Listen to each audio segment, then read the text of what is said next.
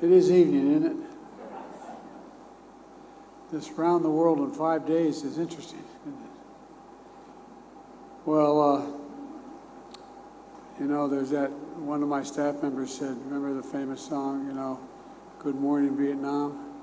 Well, good evening, Vietnam. And good morning back in America. Before we begin, I want to express my sadness by the loss of life and devastation caused by the earthquake in Morocco. Our thoughts and prayers with the people of Morocco and my friend King Mohammed VI, I should say, and my administration, including Secretary of State Blinken, who's here with me today, is working with Moroccan officials on long distance here. We're working expeditiously to ensure American citizens in Morocco are safe, standing ready to provide any necessary assistance to the Moroccan people as well. We've made that offer. Now, turning to the important visit here in Vietnam. As General Secretary and I just shared earlier today, this trip has been a historic moment. Today, we can trace a 50-year arc of progress in the relationship between our nations from conflict to normalization. This is a new elevated status that will be a force for prosperity and security in one of the most consequential regions in the world. We've elevated our cooperation directly to the Vietnamese highest tier of partnership, referred to as the Comprehensive Strategic Partnership. That means the United States has strengthened our ties with another critical Indo-Pacific partner. Our progress today builds on Camp David Trilateral with Japan and Republic of Korea and the United States. Comprehensive Strategic Partnership the United States launched with ASEAN last year, and the engagement with the Pacific Island Forum. Our strengthened alliances with the Philippines and AUKUS partnership with Australia and the United Kingdom. Our elevated Quad engagement with India, Australia, and Japan, and the Indo-Pacific Economic Framework for Prosperity. And all the effort we've advanced from day one of my administration to demonstrate to our Indo-Pacific partners and to the world, the United States is a Pacific nation, and we're not going anywhere. Now, let me also speak to a significant business we got done in India during the G20 summit. This was an important moment for the United States to demonstrate our global leadership and our commitment to solving the challenges that matter most to people around the world. Investing in inclusive growth and sustainable development, addressing the climate crisis, strengthening food security and education, advancing global health and health security. We showed up ready to work, and we showed the world the United States is a partner with a positive vision for our shared future. At the G20, we made progress on issues like multilateral development bank reform to get to those nations that are neither poor nor wealthy, but we couldn't qualify before, debt relief, and increased infrastructure needs, not only in the global south, but other parts of the world as well. We forged a groundbreaking new partnership that will connect India to Europe with the Middle East and Israel, with transportation by rail and by shipment through and energy supplies and digital connections that are going to open up untold opportunities for transformative economic investment on that entire corridor. We've also discussed Russia's brutal and illegal war in Ukraine. There was sufficient agreement in the room on the need for a just and lasting peace that upholds the principles of the UN Charter and respects sovereignty and territorial integrity. I want to once again thank Prime Minister Modi for his leadership and his hospitality in hosting the G20. He and I have had substantial discussions about how we're going to continue to strengthen the partnership between India and the United States, building on the Prime Minister's visit to the White House last June. And as I always do, I raise the importance of respecting human rights and the vital role the civil society and the free press have in building a strong and prosperous country with Mr. Modi. And we've gotten a lot of important work done, and I'm looking forward to another good day tomorrow here in Vietnam. And now I will take your questions. Let me see, they told me they gave me 5 people here. Nandita of Reuters. Hi. Thank you for taking my question, Mr. President. Well, there you are. I couldn't say I'm sorry. Hi. Last week, China questioned the quote, sincerity of the Biden administration, I'm sorry, the what? the sincerity The sincerity of the Biden administration. of the Biden administration, and accused the United States of containing China while pushing for diplomatic talks. How would you respond to that? And do you think President Xi is being sincere about getting the relationship back on track as he bans Apple in China? Well, look, first of all, I am sincere about getting the relationship right.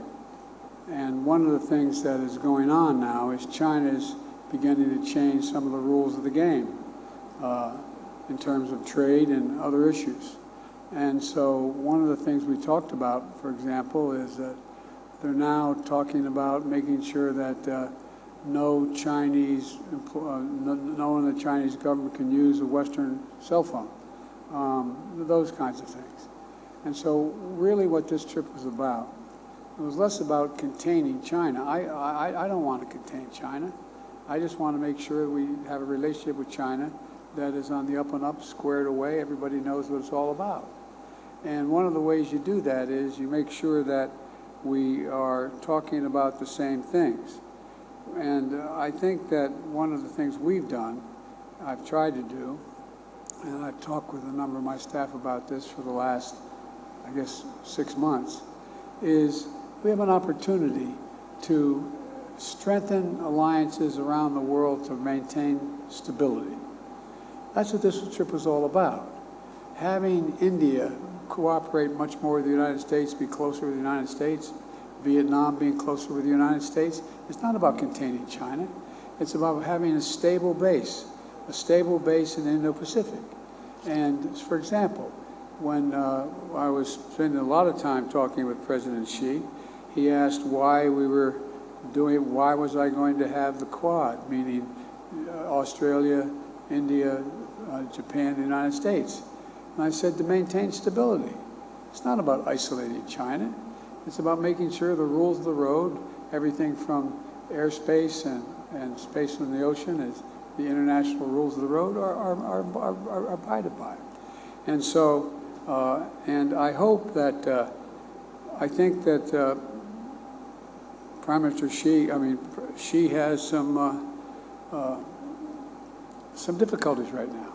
All countries end up with difficulties, and he has some economic difficulties he's working his way through. I want to see China succeed economically, but I want to see him succeed by the rules. The next question was to Bloomberg.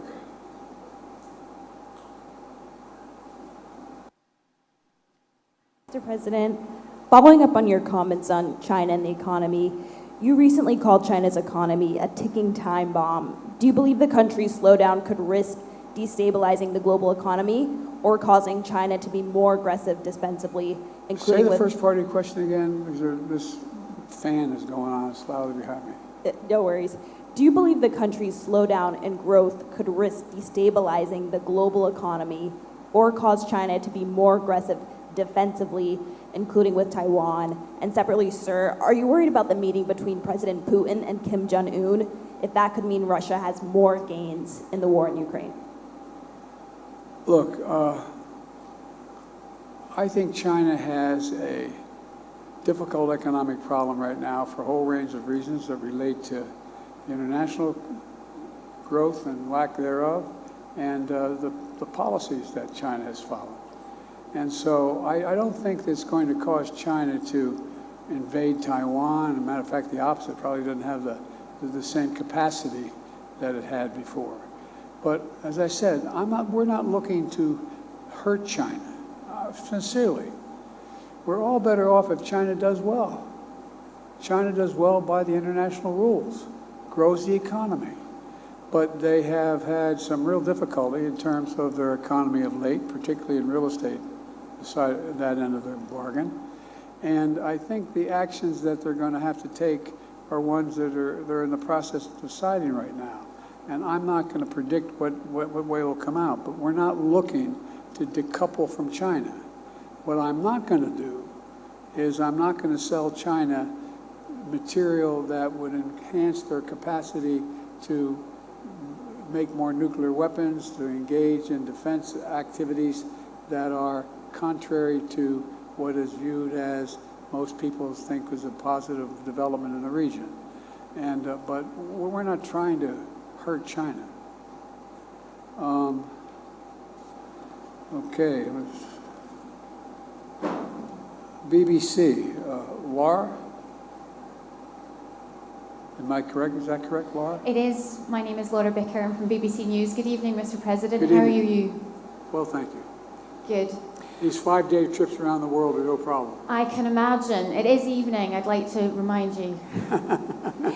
I mean, in the last 6 months, you've signed pacts and deals with Japan, South Korea, Philippines, Australia, even the Pacific Islands. You're here standing in Beijing's backyard. Now, China says this is part of your Cold War mentality. Are they right, sir? Are they right, Mr. President? Is there a danger of a Cold War? And when will you meet Mr. Xi? Well, I hope I get to see Mr. Xi sooner than later. I've spent more time with him than any other world leader has, sum total, over the last 12 years. So I hope we get to see him again soon. But no, look, for example, one of the things we did in India, we provided for a new path that's going to save everybody money, increase the global South's capacity to grow by sending. We're going to have a new railroad from India all the way across to the Mediterranean, shipping lanes and pipelines across the Mediterranean through Europe up into Great Britain and beyond. That's all about economic growth. It has nothing to do with hurting China or helping China. It has to do with dealing with everything from climate change to making sure that these countries can succeed economically and grow. Look, my thesis has been from the beginning, both domestically and in terms of foreign policy, invest in your people. Invest in the people. Give them a chance. Everything's better off when people, it's going to sound trite, if everybody in the world had a job they got up in the morning and wanted to go to and thought they could put 3 squares on the table for their family no matter where they live, the whole world would be better off. It would be a lot better. That's the notion here behind this. For example, you know, one of the things we're doing in terms of, I proposed a long time ago at the G7, now it's going to come to fruition at the G20, is making sure that we build a railroad all the way across the African continent. Think about it. There is no way to cross the African continent by road, by rail, and there's not even a direct highway across. Now let's assume, for the sake of discussion, we talk about food shortages. Assume there was one country in that vast continent that had an excess of foodstuffs and resources. How would they get it to where they're going to go? How are they going to do it? That's why we're also going to invest billions of dollars in solar facilities in Angola, to have the largest solar facility in the world, or among the largest. That helps Angola, but also helps the whole region. So I think we think too much in terms of Cold War terms. It's not about that. It's about generating economic growth and stability in all parts of the world. And that's what we're trying to do. Sorry. Okay. Am I pronouncing it Avilia? Did I pronounce the name correctly? There you are. Yes. Thank you, Mr. President. Thank It's you. Aurelia and for AFP. I had a question on the climate crisis. You just mentioned the G20. Just this week, the United States warned that if there is no phasing out of fossil fuels, it won't be possible to reach the goals of the Paris Agreement. There was no agreement at the G20 on fossil fuels. How concerned are you about this lack of consensus? It wasn't so much an agreement that we would try to meet the goals of the G20. The United States is going to meet those goals, by the way. We're going to exceed those goals. A lot of other countries are as well. But we want to give those countries that don't have the economic wherewithal and did not cause the problem in the first place. For example, I met with Lula in Brazil. I started off way back in the 80s with a really fine Republican senator named Dick Lugar. We said, here's what we're going to do. If you owe us money, we're going to forgive your debt if you maintain your forest, because they become carbon sinks. They're the things that take carbon out of the air. And so we're talking to what we should be and the countries that cleared their land and put cattle on it and farming and did all the things that increased development, they in fact are the main reason why we've gotten as far down the road to disaster here as we have. And so it seems that if we have the economic capacity, those nations, should be getting together and providing help for the nations that don't have the wherewithal to do it. The economic wherewithal and the infrastructure wherewithal.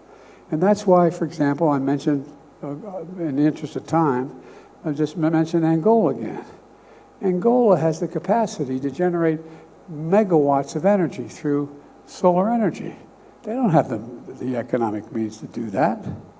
Isn't it in the interest of the whole world if they're in fact able to generate significant capacity to absorb, to prevent carbon from being released in the air? I think it is.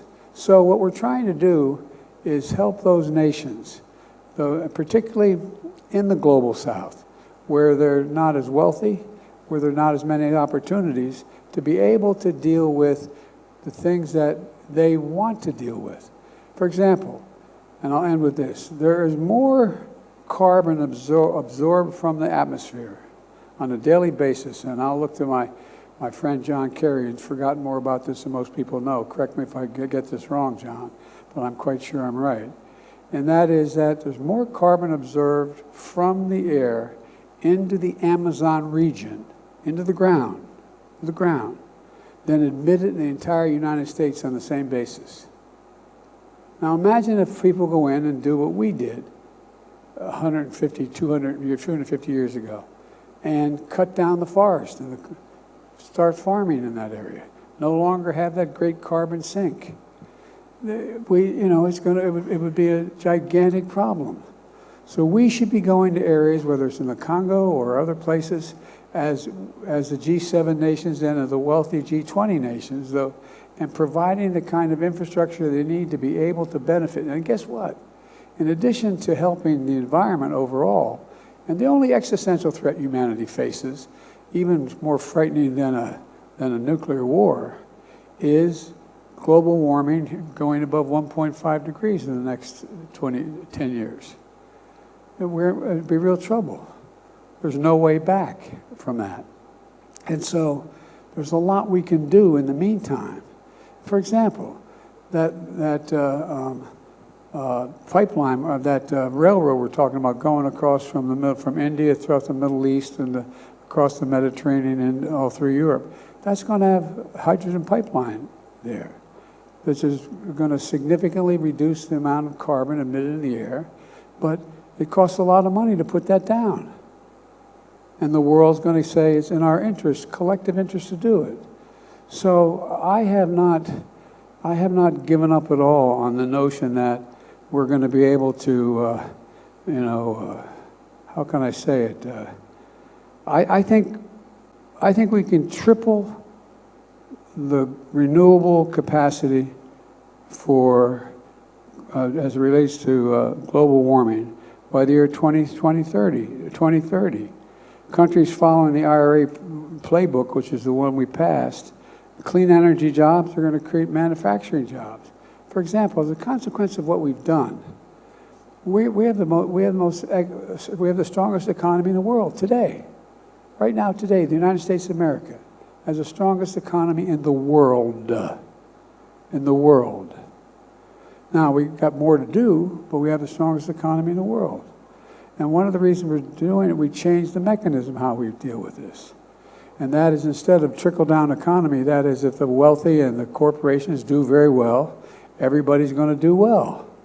Well, the truth of the matter is, I've never bought that theory, but I think the times have changed, and a lot of leading economists are beginning to agree with me. Just flat, straight-out academic economists. And that is, we should build economic growth from the middle out. and the bottom up. When that happens, everybody does well. Everybody does well. The wealthy still do very, very well. They have no problem.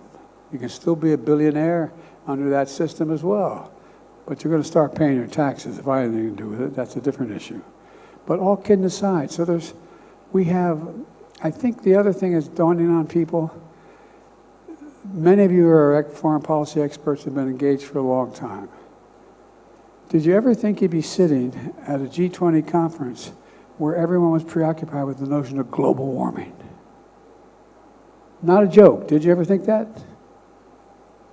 And there's my brother loves there's famous lines from movies that he always quotes, and one of them is there's a movie about John Wayne. He's an Indian scout, and they're trying to get I think it was the Apache, one of the great tribes of America, back on the reservation, and he's standing with the Union. So they're all on their horses and their saddles, and there's 3 or 4 Indians in headdresses, and the Union soldiers.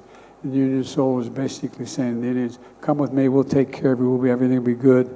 And the Indian looks at John Wayne and points to the Union soldier and says, "He's a lion, dog-faced pony soldier." Well, there's a lot of lion, dog-faced pony soldiers out there about global warming, but not anymore. All of a sudden, they're all realizing it's a problem. And there's nothing like seeing the light. Let's see. I'm just following my orders here.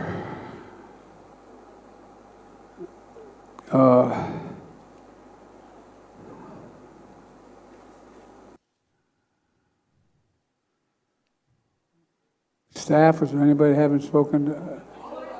No, I ain't calling on you. I said I had 5 questions. Anita from VOA. Thank you, Mr. President. I hope you didn't think that calling only on women would get you softballs tonight. Oh, I know better than that. Okay, well, let me start with President Xi. If you send me a softball, I wouldn't know what to do with it. I'd probably strike out even worse. Well, let me ask you about, you've spent lots of time talking about all the time you spent with President Xi and the importance of leader-to-leader communication, yet you two haven't spoken in 10 months. And I just wonder, are you worried that this is destabilizing the U.S.-China relationship, and what are you going to do about it? And then, if I may, on Ukraine, sir, Kiev is upset that the G20 communique didn't name Russia as the aggressor. Have you managed to rally more support or sympathy across the G20, or is this emerging as a wedge issue with the Global South, and does that change your commitment to Ukraine? It's not a wedge issue with the Global South. It's a wedge issue with Russia, which is present, and with China, which is present, has representation. And and by the way, I am, my team, my staff still meets with President Xi's people and his cabinet, in effect. I met with his number 2 person here in India today. So it's not like there's a crisis if I don't personally speak to him. It'd be better if I did. But I think, look, this is not a criticism. It's an observation. He has his hands full right now. He has overwhelming unemployment with his youth. One of the major economic tenets of his plan isn't working at all right now. I'm not happy for that, but it's not working. So he's trying to figure out, I suspect, I don't know, just like I would, trying to figure out what to do about the particular crisis they're having now. But I don't think it's a crisis relating to conflict between China and the United States. As a matter of fact, I think it's less likely to cause that kind of conflict. Anyway, I just think that there are other things on leaders' minds, and they respond to what's needed at the time. And look, nobody likes having celebrated international meetings if you don't know what you want at the meeting. if you don't have a game plan. He may have a game plan. He just hasn't shared it with me. But I tell you what, I don't know about you, but I'm going to go to bed.